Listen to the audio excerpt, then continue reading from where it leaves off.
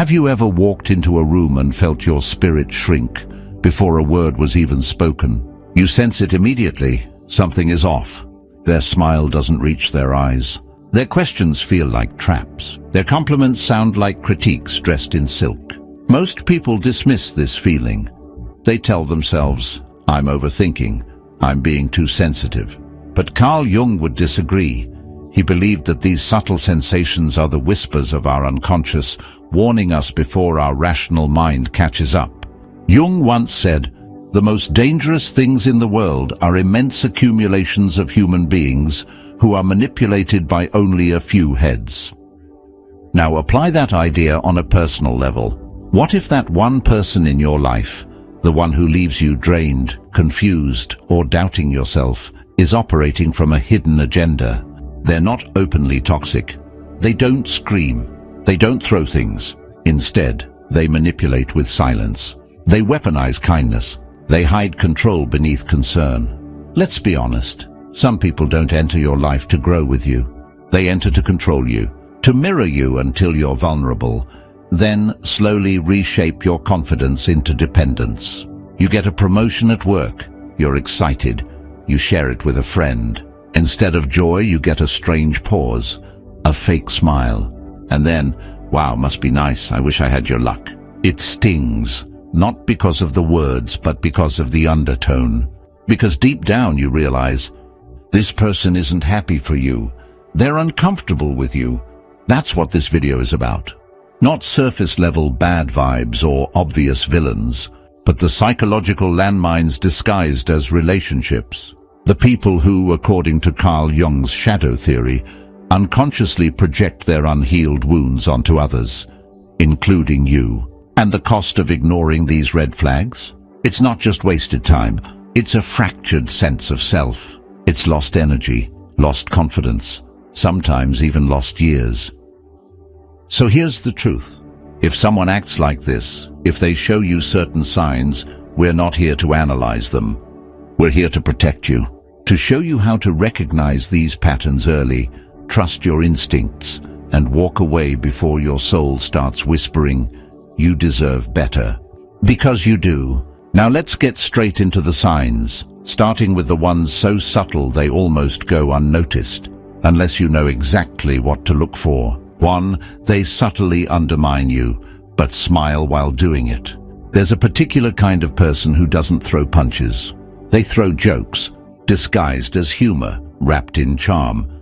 But beneath the surface there's venom. They might say, you're actually smart for someone like you. Wow, you're dressing up now. Who's the lucky guy? You're finally doing something with your life. About time. These comments don't feel like attacks, not immediately, but they linger. They echo in your head hours later. And worst of all, they make you question yourself. This is what Carl Jung would call the shadow at play, not openly but indirectly.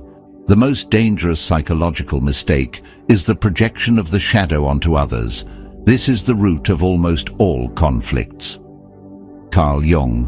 What does this mean? It means these subtle underminers are not joking. They're projecting their own suppressed fears and insecurities onto you, and doing it in a way that won't get them caught.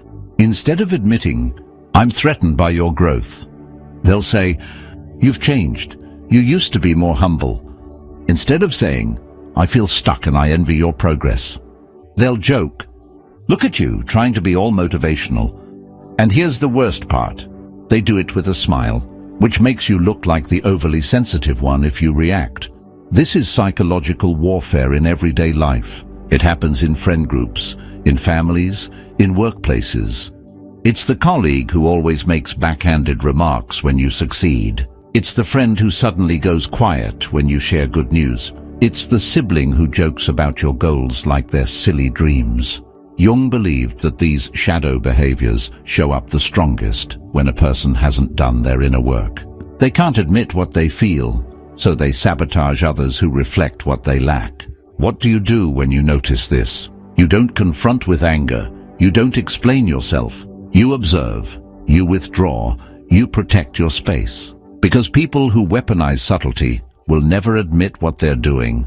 They'll gaslight, shift blame, and twist your words. But here's your power. Once you see it, you can't unsee it. And once you name it, shadow projection, you stop internalizing it as your fault. Knowing your own darkness is the best method for dealing with the darknesses of other people. Carl Jung. And now you know. 2. They only show up when they need something. You know the type. They disappear for weeks, maybe months, but suddenly reappear when they need a favor, validation, or just someone to dump their problems on. It might sound like, "Hey, it's been a while. Can I ask you something?" Or worse, no small talk at all, just a straight ask. These people are not friends. They're not supporters. They are what psychologists call emotional parasites, feeding on your time, attention, and empathy to fill their own inner voids. But here's the sinister twist. They often do it in a way that makes you feel guilty for even noticing. They're not obviously manipulative. They might even come across as damaged, lonely, or going through something. So you tell yourself, I can't turn them away. They need me. But ask yourself this. Where are they when you need someone? Carl Jung once wrote, "People will do anything, no matter how absurd, to avoid facing their own soul." This is what's really happening. They avoid introspection by making you their emotional crutch. Instead of facing their inner chaos, insecurities, regrets, emptiness, they unconsciously outsource it. You become their therapy session, their safety net, their fix. But they're not looking to heal, they're looking to escape. And that's what makes it so dangerous. In real life, this often plays out quietly. A friend only checks in when they've been dumped, fired, or need a loan. A family member only calls when they need a favor or someone to vent to for hours. A romantic interest disappears once their emotional storm passes. There's no reciprocity, no interest in your story. Just a bottomless need to be held up while you slowly get pulled down. Jung believed that when people haven't confronted their own unconscious pain, they project it outwards and latch onto others who seem stable. You become a mirror they want to break. Not because you've done anything wrong, but because your balance reminds them of their chaos. Your emotional clarity makes them feel seen, and not in a good way. Here's the tough truth. You can love someone and still need to keep your distance. Because until they do the inner work, they will keep taking from you to delay facing themselves. Remember this. You are not required to set yourself on fire to keep others warm. So the next time someone reappears only when they're low, ask yourself this. Are they here because they care about you? Or are they just trying to escape themselves? Stay sharp. Your energy is sacred. Not everyone deserves access. They mask control as concern. Sometimes the most dangerous people don't raise their voice. They don't threaten you. They don't even seem aggressive. Instead, they wrap their control in kindness. It starts with phrases like, "I'm only saying this because I care about you. I just want what's best for you. I'm worried you're making a mistake." Sounds thoughtful, right? But if you listen closely, what they're actually doing is planting doubt, not in the situation, in you, in your judgment, your instincts, your confidence. This is psychological manipulation disguised as love. Carl Jung warned of this dynamic when he said, "The most terrifying thing is to accept oneself completely. People who haven't accepted themselves often can't accept that you are growing into who you are without needing their permission. They control others not because they care, but because they are afraid of being left behind, outgrown, or made irrelevant. And so, they try to shrink your world under the illusion of protection." Let's bring this into the real world. You want to start a new business. They say, "Are you sure that's smart?" Most people fail. You finally meet someone who excites you. They say, "I don't know. Something feels off about them." You make progress in your healing. They say, "Don't change too much. I miss the old you." This isn't about genuine concern. It's about keeping you small enough to manage. Jung called this a form of unconscious projection. They project their fears, failures, and fragility onto you because your evolution feels like a threat to their comfort zone. They're not trying to protect you. They're protecting the version of you they're most comfortable controlling. Here's the litmus test. If their concern consistently makes you question your choices, feel guilt for pursuing your truth, or backtrack on your dreams. It's not care, it's a cage. And it's subtle, which is why it's so dangerous. These people might be partners, parents, mentors, even friends. But no matter who it is, if their love is conditional on you staying small, then it's not love, it's possession. Now here's where this gets even deeper.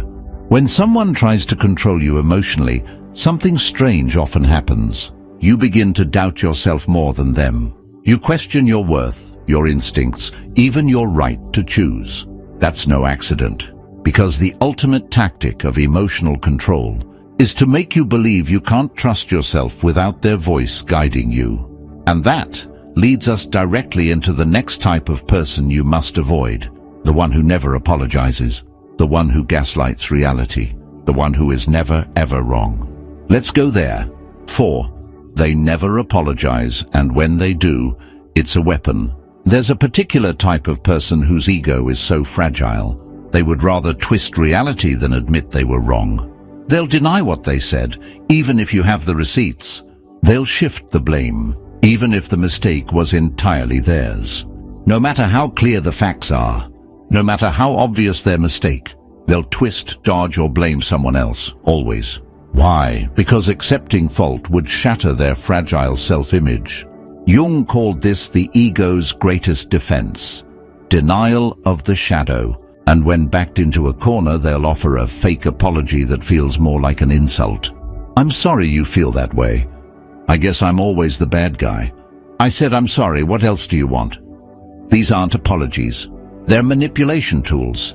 Because real accountability isn't just about saying sorry. It's about taking ownership, changing behavior, showing respect. Carl Jung once said, "Everything that irritates us about others can lead us to an understanding of ourselves." But these people refuse to look inward. To them, introspection is humiliation. Admitting fault feels like losing control. So instead of apologizing, they rewrite the story. And if you confront them, they flip it on you. Suddenly you're too sensitive. You always start drama. You're the one with the problem. This is called gaslighting, a psychological tactic used to make you question your own reality, and over time it works. You start asking yourself, maybe it really is my fault. Maybe I did overreact. Maybe I expect too much. But here's the truth. You don't expect too much. You just expect basic emotional maturity, and that makes you dangerous to people who've never had to confront themselves. Let me paint a real-world example. You've spent weeks supporting someone emotionally. You cancel plans, answer every call, show up every time they're low. Then the one day you need them, they're unavailable. Worse, they say you're needy or too much. You bring it up calmly, respectfully, and they spin it back. Wow, after everything I've done for you, you're going to accuse me of not caring. See what happened? You went in looking for understanding. You left feeling guilty for even asking. This tactic creates emotional exhaustion. Over time, it breaks your sense of certainty. And here's where it becomes even more toxic. When you're constantly questioning yourself, you become easier to manipulate, easier to silence, and easier to control, which is exactly where they want you. Now here's the powerful truth Jung knew, and few people want to accept. Until you make the unconscious conscious, it will direct your life, and you will call it fate.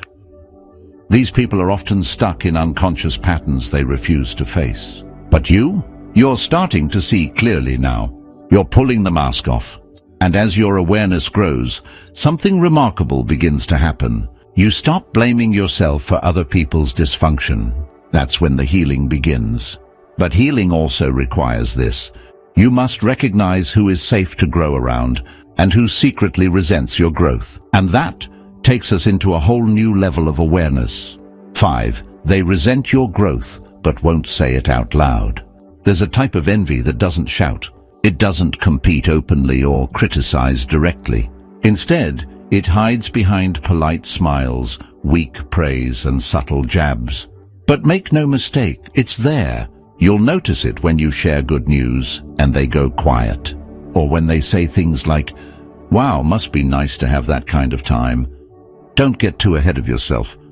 Just wait. Life has a way of humbling people. That's not encouragement. That's bitterness disguised as wisdom. Carl Jung once said, "Envy does not speak in loud tones. It whispers from the shadows, cloaked in the language of false concern." These people aren't upset that you're doing well. They're upset that you dared to evolve without them. Because here's what your growth does. It reminds them of every risk they didn't take, every fear they surrendered to, every dream they talked themselves out of. Your light shines on their shadow, and instead of being inspired by your journey, they feel exposed by it. Let's make this real. You start going to the gym, eating clean, reading more, and someone close to you says, "You've changed." But they don't mean it as a compliment. Or you start setting boundaries, finally saying no to things that drain you. And suddenly you're difficult, too serious, or acting brand new. What's happening here? They're experiencing ego threat, not because you've hurt them, but because your improvement disrupts their comfort zone, and they will try to pull you back, not with chains, but with subtle guilt, sarcasm, and distance. This is where many people sabotage themselves without realizing it, to keep the peace, to not outshine anyone, to be liked. But ask yourself, is it worth dimming your light just to stay in someone else's shadow? Jung believed that every human being carries a shadow self, the hidden, repressed part of the psyche we don't want to admit exists. And when people refuse to do their inner work, they project their shadow onto those who do. So instead of celebrating your healing, they punish you for reminding them they haven't started theirs. This is why growth feels lonely at times. Because as you evolve, your energy will expose who was only aligned with your unhealed version. And when that happens, you're left with a choice. Water yourself down to stay connected, or keep rising and let the insecure fall away. It's painful, but it's also necessary, because the next level of your life requires relationships that feed your fire, not ones that slowly extinguish it. 6. They react to your success with distance or criticism. Pay close attention to this one. When you level up, when you grow, heal, or succeed, what's their reaction? Do they celebrate with you, or do they fall silent, make excuses, criticize you out of nowhere? This is envy wearing a polite face. You'll notice it when you finally start winning. Not when you're struggling, not when you're unsure of yourself, but when you start becoming the version of you that no longer settles, no longer plays small, no longer dims your light. That's when their mask slips. You get a new opportunity, and suddenly they forget to congratulate you. You speak confidently about your progress, and they subtly shift the conversation. Or worse, they respond with sarcasm. Wow, don't forget us little people. Must be nice to have everything handed to you. It stings, doesn't it?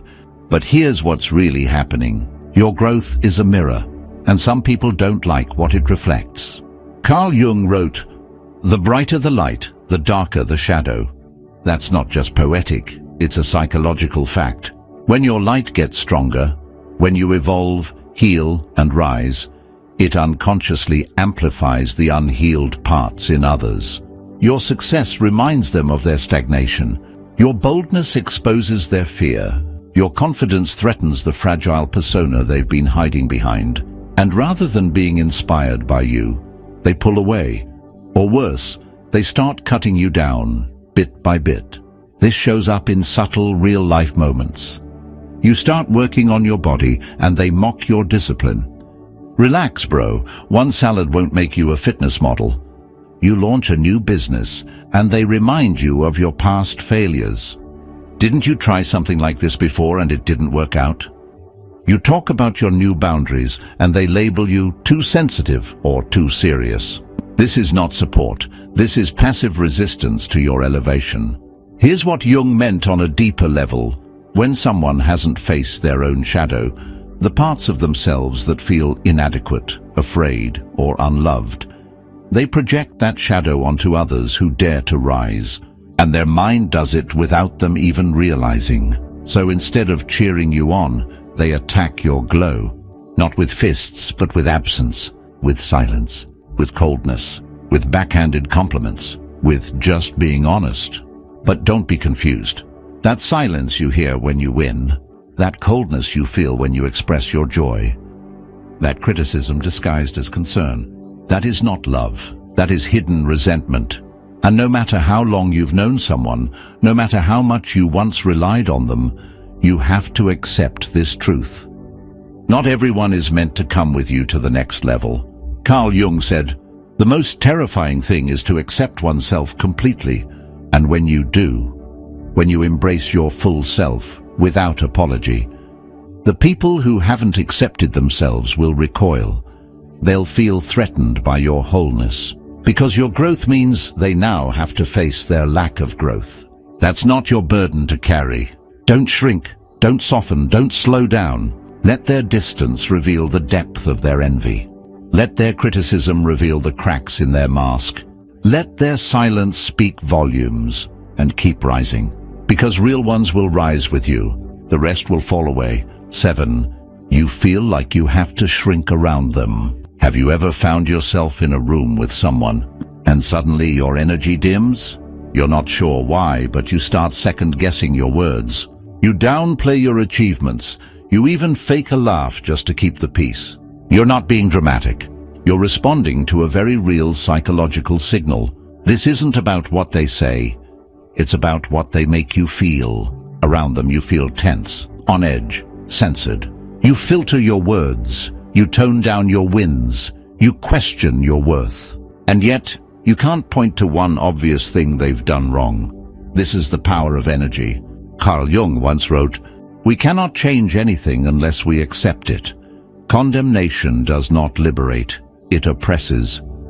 This subtle form of self-oppression, where you shrink to avoid tension, is often triggered by people who are secretly uncomfortable with your light. They haven't accepted their own limitations, so when they're faced with someone else's growth, confidence or happiness, it quietly threatens them.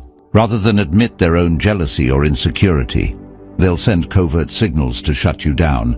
A fake smile when you share good news. A quiet change of subject when you talk about your goals. A backhanded compliment like, "Must be nice to have things handed to you." And here's where it gets even more toxic. You start blaming yourself. You think, maybe I'm too much. Maybe I should tone it down. Maybe they're right. Who am I to be proud of this? And just like that, their energy has manipulated your self-worth. This is what Jung called the shadow in relationship. When someone projects their own disowned feelings, like envy, inadequacy, fear of failure, onto you, and you unconsciously absorb it. You become their mirror, reflecting everything they don't want to see. This kind, they're everywhere. That friend who disappears the moment you start thriving. That coworker who smiles to your face but spreads doubt behind your back. That family member who never claps when you win, but always has a lecture when you lose. These aren't always overt attacks. In fact, the most dangerous ones are subtle. That's how they get inside your head. Jung called this psychic infection, the invisible influence of another person's unresolved inner world on your reality. So how do you know you're infected? Simple. If being around them consistently makes you feel less you, it's a sign their shadow is trying to dim your light. But here's the truth. You weren't born to shrink. The people who truly belong in your life will never ask you to be less. They'll challenge you to be more. And if someone's presence makes you feel like you're constantly walking on eggshells, that's not a connection. That's energetic captivity. You don't owe anyone your silence, your comfort, or your smallness just to maintain peace. Real peace comes when you stop betraying yourself to keep others comfortable. Now, here's how to recognize psychological manipulation before it starts. Manipulation isn't always loud. It doesn't always come with shouting, threats, or obvious abuse. In fact, some of the most manipulative people use charm, flattery, and concern as weapons. Jung warned us about this very thing when he said, "People will do anything, no matter how absurd, to avoid facing their own souls." And manipulation is exactly that. A person doing anything, controlling, guilt-tripping, deceiving, so they don't have to face their own emptiness. So how can you spot it before it pulls you in? Here are early psychological cues to watch for. 1. Excessive flattery, followed by sudden withdrawal. In the beginning, they make you feel amazing, like you're seen, understood, even idolized. But as soon as they feel you're hooked, their tone shifts.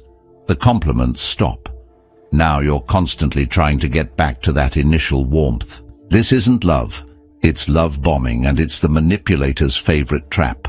They're training you to seek their approval like a reward. 2. They create confusion and then offer themselves as the solution. They twist conversations. You leave wondering what just happened. You question your memory, your feelings, your perception. And just when you're doubting yourself the most, they say something like, "You're lucky I understand you. No one else would." This is classic gaslighting. Destabilize your reality and then offer themselves as your only lifeline. The goal? Psychological dependence. 3. You feel guilty when you set boundaries. Manipulators can't stand boundaries. So when you try to say no or ask for space, they flip it. "Wow, after everything I've done for you? I guess you never really cared, did you? Now you're defending your boundary instead of enforcing it." Manipulators make you feel like you're the selfish one. Remember Jung's insight. Everything that irritates us about others can lead us to an understanding of ourselves. But manipulators refuse that journey, so instead they try to control you. So how do you protect your energy from these traps? That brings us to Carl Jung's most powerful concept, the power of individuation, becoming whole. Individuation is the process of becoming the person you were always meant to be, by integrating every part of yourself, the conscious, the unconscious, the light, and the shadow. It's not about becoming perfect. It's about becoming authentic, so deeply rooted in your truth that manipulation has no place to hide. Jung said, "Individuation means becoming an individual, and insofar as individuality embraces our innermost, last, and incomparable uniqueness, it also implies becoming one's own self." In other words, the more you know yourself, the harder it becomes for someone else to define you. When you are individuated, you recognize when someone's tone feels off, even if their words seem polite. You trust your intuition, even when someone else tries to rewrite your reality. You stop searching for validation in others, because you've already found it within. It's like building an internal firewall where manipulation gets detected immediately. But individuation isn't instant. It's a path, one that requires radical honesty, emotional courage, and the willingness to confront your own unconscious patterns. The moment you step onto this path, you stop being a puppet in someone else's game and start being the author of your own identity. Here's the hard truth. If someone's presence makes you question your worth, silence your voice, or shrink your light, that's not a coincidence. It's a reflection. Carl Jung believed that life constantly gives us mirrors. The meeting of two personalities is like the contact of two chemical substances. If there is any reaction, both are transformed. That transformation can either liberate you or trap you, depending on how well you know yourself. You've now seen the signs, the subtle tactics manipulators use to control your energy, the psychological games they play to keep you dependent, the invisible ways they make you feel like you're too much, when in reality, you're just finally becoming who you are. And most importantly, you've learned about individuation, Jung's powerful call to become whole, not by chasing perfection, but by embracing your full self. Because the truth is this: when you truly know your worth, you stop negotiating it. When you're rooted in self-awareness, manipulation no longer feels seductive, it feels repulsive. And when you walk the path of individuation, you no longer shrink to fit someone else's comfort. You expand to fulfill your own purpose. This is not about being cold or cutting people off at every red flag. It's about being so tuned in to your inner compass that you no longer get lost in someone else's storm. So here's your challenge. Start paying attention, not just to what others say, but to how your body and spirit feel around them. Start honoring the parts of yourself you once silenced to keep the peace. and start walking, slowly but surely, toward the version of you that no longer needs to seek love, validation, or safety from the outside. Because once you stand in your full truth, you stop attracting people who want to dim your light and start drawing in those who are lit up by your fire. So if you've ever felt like you were the problem, like you were too sensitive, too intense, too aware, let this be your reminder. You're not too much, you're just waking up. And not everyone is ready for that. But that's not your burden to carry. Your job isn't to dim your light for people still hiding in their shadow. Your job is to stand in your truth, even if your voice shakes. Because the moment you do, the right people will feel it. They'll recognize it. They'll rise with you. If this message stirred something inside you, drop a comment below. I choose to protect my energy and walk in my truth. Let the world and your shadow know you're done playing small. And if you found value in Jung's insights, subscribe for more videos that go deep, where psychology meets power and self-awareness becomes your superpower. Your journey to self-mastery doesn't end here. It begins now.